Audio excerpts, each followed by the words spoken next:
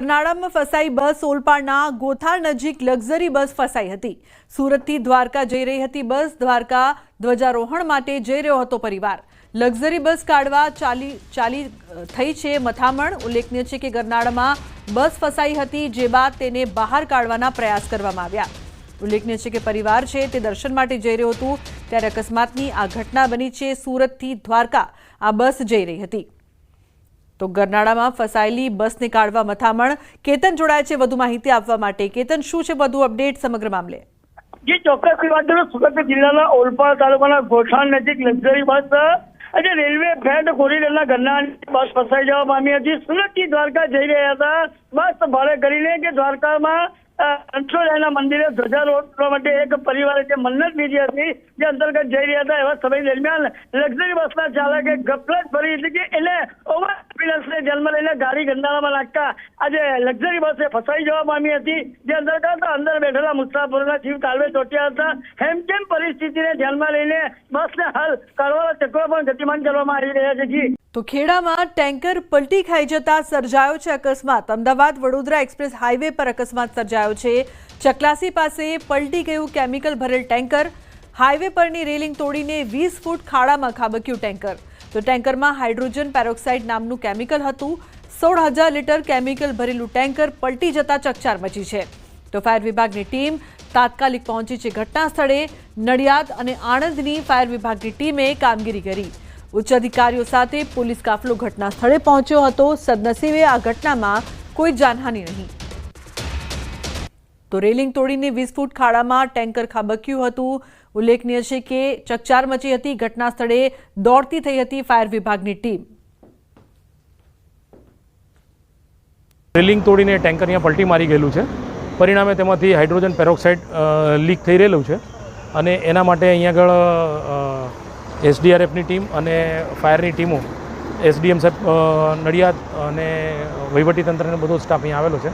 Police દ્વારા આજુબાજુના વિસ્તારને જરૂર જણાય એટલા ડિસ્ટન્સ ઉપર લોકોને જાળવવામાં આવેલા છે અને કોઈ જાનહાનિ અત્યારે હાલના તબક્કે થયેલ નથી અને એ જે લીકેજ છે એ બંધ કરી અને પરિસ્થિતિને કાબૂમાં લેવાના પ્રયત્નો હાલમાં ચાલુ છે। તો ઓપરેશન સિંદૂર બાદ પ્રધાનમંત્રી મોદી પ્રથમ વખત ગુજરાત પ્રવાસે આવી રહ્યા છે। 26 અને 27 એમ 2 દિવસ પીએમ મોદી ગુજરાતના મહેમાન બનશે। પીએમના આગમનને લઈને તંત્રએ તડામાર તૈયારીઓ શરૂ કરી છે। અમદાવાદ વડોદરામાં પીએમના રોડ શોને લઈને તૈયારીઓ તેજ કરાઈ છે। તો બીજી તરફ દાહોદમાં પણ પીએમના આગમનની તંત્રએ તૈયારીઓ શરૂ કરી છે। દાહોદમાં પીએમ મોદીના આગમનને લઈને તડામાર તૈયારી। એસપીજી દ્વારા હેલિપેડ પર રિહર્સલ કરાયું। પીએમ મોદીના હેલિકોપ્ટરનું લેન્ડિંગ કરાયું છે। ઓપરેશન સિંદૂર બાદ પ્રધાનમંત્રીની ગુજરાતની પ્રથમ મુલાકાતને લઈને સુરક્ષા અંગે સમીક્ષા પણ કરાઈ છે। 26 મેના રોજ દેશના વડાપ્રધાન નરેન્દ્ર મોદી જેઓ કે દાહોદ ખાતે આવનાર છે અને વિવિધ જે વિકાસના કામોની ભેટ દાહોદને આપનાર છે, સહિત જે અન્ય જિલ્લાઓને પણ વિવિધ વિકાસની કામો ભેટ આપવાના છે। ત્યારે હાલ કહી શકાય કે જે વડાપ્રધાનનું જે ચોપર છે તેની લેન્ડિંગનું રિહર્સલ ચાલી રહ્યું છે। લેન્ડિંગ અને ટેક ઓફનું જે રિહર્સલ હાલ ચાલી રહ્યું છે અને વડાપ્રધાન નરેન્દ્ર મોદી જ્યારે 26 તારીખે અહીંયા આવવાના છે ત્યારે જે સુરક્ષાને લઈને પણ ચુસ્ત પોલીસ બંદોબસ્ત પણ ગોઠવી દેવામાં આવે છે।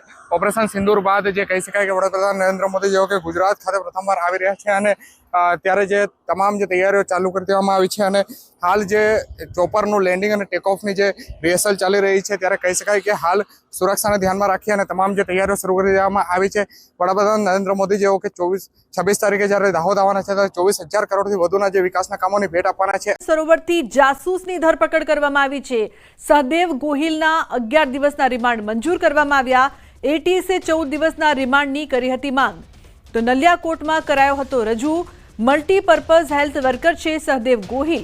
ભારતીય નેવી બીએસએફની ગુપ્ત માહિતી શેર કરતો હતો। પવન સાથે વરસાદની શક્યતાની વચ્ચે એલર્ટ। જાફરાબાદ બંદર પર દરિયામાં આજથી કરંટ શરૂ થયો। દરિયામાં હાઈટાઇડ જેવી સ્થિતિની વચ્ચે 1 નંબરનું સિગ્નલ લગાવાયું છે। માછીમારોને દરિયો ન ખેડવાની સૂચના મળી છે।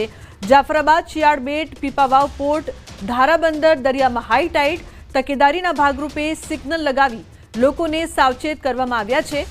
આગામી કલાકો બાદ દરિયો વધુ ગાંડોતૂર બની શકે છે।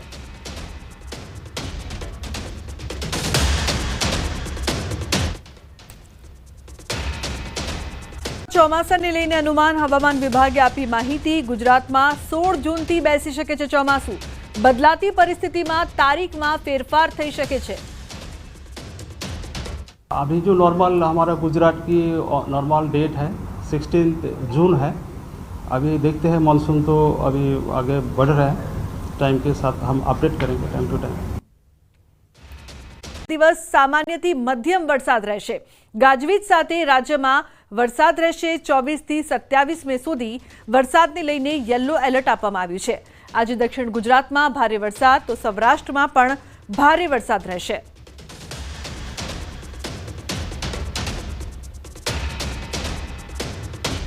आने वाला अगले 7 दिन तक गुजरात में लाइट टू मॉडरेट बारिश का संभावना है और थंडरस्टॉर्म भी रहेगा लाइटनिंग के साथ। पहला दिन आज का जो 24 मई है, इसमें जो विंड स्पीड रहेगा 50 to 60 किलोमीटर प्रति घंटा में रहेगा और उसके आगे विंड स्पीड थोड़ा कम होगी, 40 to 50 किलोमीटर प्रति घंटा विंड स्पीड रहेगी। और अभी जो बारिश का स्थिति रहेगा, हेवी रेनफॉल का वार्निंग भी दिया गया है। ગોવા નજીક પહોંચી ગયું છે નૈઋત્યનું ચોમાસું।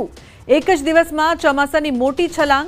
કેરળ, કર્ણાટક, તમિલનાડુમાં ચોમાસું બેઠું છે। મિઝોરમમાં પણ ચોમાસાનું આગમન થઈ ચૂક્યું છે તો મહારાષ્ટ્રમાં ચોમાસું બેસવા માટે અનુકૂળ સ્થિતિ છે।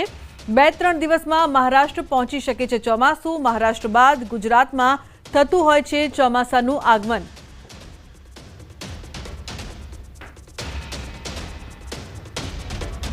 તો જે પ્રકારથી હવે ચોમાસું છે તે આવવાનું જ છે, એટલે કે કહી શકાય કે ગુજરાતમાં પણ તેનું આગમન ખૂબ જ જલ્દી થશે।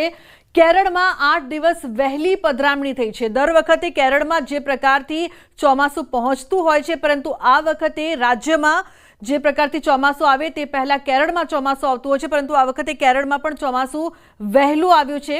એટલે કહી શકાય કે 8 દિવસ પહેલા આવ્યું છે, એટલે 16 વર્ષમાં સૌથી વહેલું ચોમાસું આ વખતે આવ્યું છે। 2-3 દિવસમાં મહારાષ્ટ્ર પહોંચી શકે છે ચોમાસું। કેરળમાં આવ્યા પછી સૌથી પહેલા ચોમાસું હોય છે તે મહારાષ્ટ્રમાં પહોંચતું હોય છે અને મહારાષ્ટ્ર બાદ ગુજરાતમાં ચોમાસું પ્રવેશ કરતું હોય છે। ગુજરાતમાં પણ ખાસ કરીને જે દક્ષિણ ગુજરાત છે તેમાં ચોમાસું આવતું હોય છે અને અત્યારે આપ જોઈ શકો છો કે જે પ્રકારના દ્રશ્યો અહીંયા જોવા મળી રહ્યા છે ચોમાસાને લઈને જે સંભવિત તારીખ જોવા મળી રહી છે 1 જૂન, 5 જૂન, 10 જૂન અને 15 જૂન। અને આ વખતે ચોમાસું છે તે 8 દિવસ વહેલું આવશે। એટલે કહી શકાય કે 5 જૂન, 10 જૂન અને 15 જૂન આ જે સમયગાળો હોય છે તેમાં પણ થોડુંક વહેલું ચોમાસું આવે તેવા એંધાણ જોવા મળી રહ્યા છે।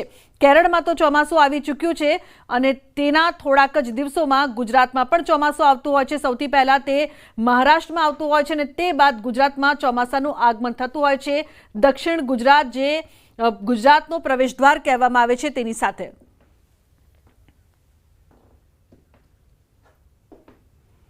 તો ચોમાસું ક્યારે પહોંચશે તેની જો વાત કરવામાં આવે, જેની સૌ કોઈ રાહ જોઈ રહ્યું છે, તો સ્થળ વિસ્તારની વાત કરવામાં આવે કેરળમાં અંદાજિત તારીખ 24 મે હતી, પરંતુ 8 દિવસ વહેલું ચોમાસું આવી ગયું છે। એટલે કે કહી શકાય કે ગુજરાતમાં પણ વહેલું આવશે। કર્ણાટકમાં 28 મે સુધીમાં ચોમાસું આવવાનું હતું, જે અંદાજિત તારીખ હતી, પરંતુ 8 દિવસ વહેલું ત્યાં પણ ચોમાસું પહોંચી ચૂક્યું છે। હવે મુંબઈની વાત કરીએ તો મુંબઈમાં 3 જૂન સુધીમાં અંદાજિત તારીખ હતી કે ચોમાસું આવશે, પરંતુ ત્યાં પણ 7 દિવસ વહેલું ચોમાસું છે તે ચાલી રહ્યું છે। હવે વાત દક્ષિણ ગુજરાતની। દક્ષિણ ગુજરાત જે ગુજરાતનું પ્રવેશદ્વાર કહેવામાં આવે છે ચોમાસાને લઈને, 10 થી 12 જૂન સુધીમાં તે દક્ષિણ ગુજરાત આવવાનું હતું, પરંતુ ત્યાં પણ 3 થી 5 દિવસ વહેલું આ વખતે આવશે। સૌરાષ્ટ્રની વાત કરીએ તો સૌરાષ્ટ્રમાં 17 જૂન સુધીમાં ચોમાસું આવવાનું હતું, અંદાજિત તારીખ હતી, પરંતુ હવે ત્યાં પણ 3 દિવસ વહેલું ચોમાસું આવશે। એટલે કહી શકાય કે ગુજરાતમાં પણ ચોમાસું જલ્દી આવશે। ઉત્તર ગુજરાતમાં 20 જૂન સુધીમાં આવવાની સંભાવના હતી, અંદાજિત તારીખ હતી, પરંતુ ઉત્તર ગુજરાતમાં પણ 10 દિવસ વહેલું ચોમાસું આવશે આ અનુમાન કરવામાં આવ્યું છે। હવામાન નિષ્ણાત અથરેયા શેટ્ટીનું અનુમાન છે, એટલે 8 દિવસ વહેલું ચોમાસું ચાલી રહ્યું છે। તો વલસાડ જિલ્લામાં વરસાદી માહોલ। આકાશમાં ઘેરાયા કાળા ડિબાંગ વાદળો। વાદળોના આકાશી દ્રશ્યો સામે આવ્યા છે। તમામ તાલુકાઓમાં નોંધપાત્ર વરસાદ। તો વલસાડ જિલ્લામાં આજે પણ વરસાદી માહોલ જામ્યો હતો। વહેલી સવારે જિલ્લાના તમામ તાલુકાઓમાં નોંધપાત્ર વરસાદ વરસ્યો હતો। જો કે વલસાડ શહેર અને આસપાસના વિસ્તારોમાં ધોધમાર વરસાદ વરસ્યો હતો, ત્યારે છેલ્લા 15 દિવસથી વલસાડ જિલ્લામાં વરસાદી માહોલ સર્જાયો છે। આથી ભર ઉનાળે ચોમાસા જેવું વાતાવરણ જોવા મળી રહ્યું છે। વલસાડ શહેરનું આકાશ કાળા ડિબાંગ વરસાદી વાદળોથી ઘેરાયેલું રહ્યું હતું. આ વરસાદી માહોલ અને આકાશમાં ઘેરાયેલા વાદળોના આકાશી દ્રશ્યો સામે આવ્યા છે, જેમાં વલસાડ શહેરની સાથે આસપાસના વિસ્તારમાં નોંધપાત્ર વરસાદ વરસ્યો હતો. જિલ્લાના વાપી, પારડી, ઉમરગામ, ધરમપુર અને કપરાડા તાલુકામાં પણ સરેરાશ અડધા ઇંચથી 1 ઇંચ વરસાદ ખાબક્યો હતો. જોકે વલસાડ શહેર ઉપર ઘેરાયેલા કાળા ડિબાંગ વરસાદી વાદળો અને વરસાદી વાતાવરણના આકાશી દ્રશ્યો મન મોહી રહ્યા છે. રાજ્યના મોટા ભાગના વિસ્તારોમાં ખાના ખરાબી સર્જી છે. ક્યાંક વીજળી પડી તો ક્યાંક વાવાઝોડા જેવી સ્થિતિએ ભારે નુકસાન પહોંચાડ્યું છે. અલગ અલગ દ્રશ્યોમાં જોઈ શકાય છે કે રાજ્યના વિસ્તારોની કમોસમી વરસાદે કેટલી હદે ગમરોડી નાખ્યા છે. નવસારી, સુરત, દાહોદ, સુરેન્દ્રનગર અને અમરેલીમાં માવઠાએ ખેડૂતોની કમર તોડી નાખી છે. બારડોલી પંથકમાં આવેલા વાવાઝોડાથી બધું જ તબાહ થઈ ગયું છે. ભૂક્કા બોલાવી દેતા પવનથી બારડોલીમાં ઘણા વૃક્ષો ધરાશાયી થયા. આ તરફ નવસારીમાં અપાર્ટમેન્ટ પર વીજળી પડી હતી તો દાહોદમાં પણ મિની વાવાઝોડાએ તબાહી મચાવી. દેવગઢ, બારિયા સહિતના તાલુકાઓમાં તોફાની પવનથી ચારે બાજુ નુકસાન થયું. તો તેજ પવનથી ઘણા કાચા મકાનોના છાપરા ઉડ્યા. ઘણી જગ્યાએ વૃક્ષો ધરાશાયી થયા છે તો રસ્તાઓ બંધ થયા છે. તો સુરેન્દ્રનગર જિલ્લામાં વરસાદ ખેડૂતો માટે વેરી બન્યો છે. 20,000 હેક્ટર જમીનમાં તલનું વાવેતર કર્યું હતું. ભારે પવન સાથે કમોસમી વરસાદ થતા તલના પાકનો સોથ વળી ગયો છે. તો આ તરફ ગીર સોમનાથમાં તોફાની વરસાદે ભારે તબાહી મચાવી છે. વાવાઝોડા જેવી સ્થિતિની વચ્ચે દરિયામાં ભારે કરંટ જોવા મળ્યો છે. કેટલાક સ્થળોએ ભારે પવન સાથે વરસાદ ખાબકતા ખેડૂતોના ઉનાળુ પાક પર ખતરો આવી પડ્યો છે. સ્થિતિ એટલી વિકટ હતી કે તોફાની વરસાદે લગ્ન પ્રસંગમાં પણ વિક્ષેપ પાડ્યો છે. 4 અલગ અલગ દ્રશ્યોમાં જોઈ શકાય છે કે હજુ ચોમાસું આવ્યું નથી ત્યાં જાણે કે મેઘરાજાએ ટ્રેલર બતાવ્યું હોય તેવી સ્થિતિ સર્જાઈ છે. ગીર સોમનાથ જિલ્લામાં ખાસ કરીને હાલમાં કેરીની સિઝન છે ત્યારે જ માવઠું ત્રાટકતા કેરીના પાકને મોટા પાયે નુકસાન થયું છે. તો ગીર સોમનાથના તાલાલા, સૂત્રાપાડા, કોડીનાર, વેરાવળ, પ્રાચી સહિતના ગામડાઓમાં મિની વાવાઝોડાએ એવો પ્રચંડ પ્રહાર કર્યો કે ગામના ગામ તહેસ નહેસ થઈ ગયા. 60 થી 80 કિલોમીટરની ઝડપે પવન ફૂંકાયો ત્યારે પવન સામે જે વૃક્ષો છે તે નમી ગયા. જોરદાર પવન ફૂંકાતા અનેક વૃક્ષો ધરાશાયી થયા છે.